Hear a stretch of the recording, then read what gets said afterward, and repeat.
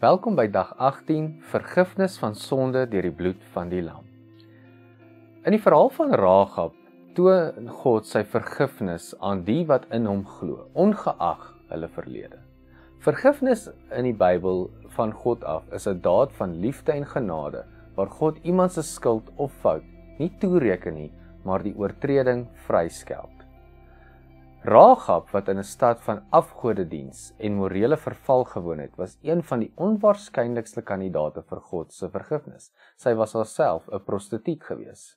Maar haar geloof en die rooi tou wat sy as simbool van Jesus Christus se bloed uit haar venster gehang het, het haar vergifnis en redding gebring.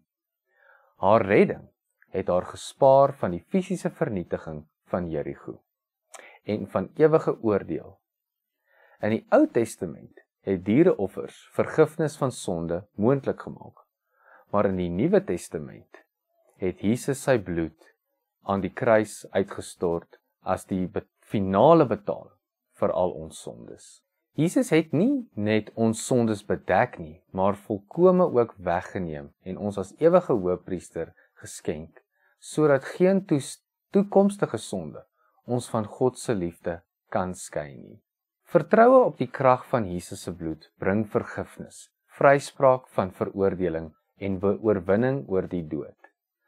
As jy gebuk gaan onder die las van sonde, weet dat Jesus vir jou sonde gesterf het en sy bloed aan die kruis uitgestort het om jou te vergewe. Aanvaar vandag Jesus se offer en bely jou sonde om vergifnis te ontvang. Ons lees dit in 1 Johannes 1 vers 9. Kom ons bid saam. Here, dankie dat U ons vergewe deur die bloed van Jesus. Help ons om soos Rahab ons geloof op U te plaas en U vergifnis met dankbaarheid te aanvaar. Amen.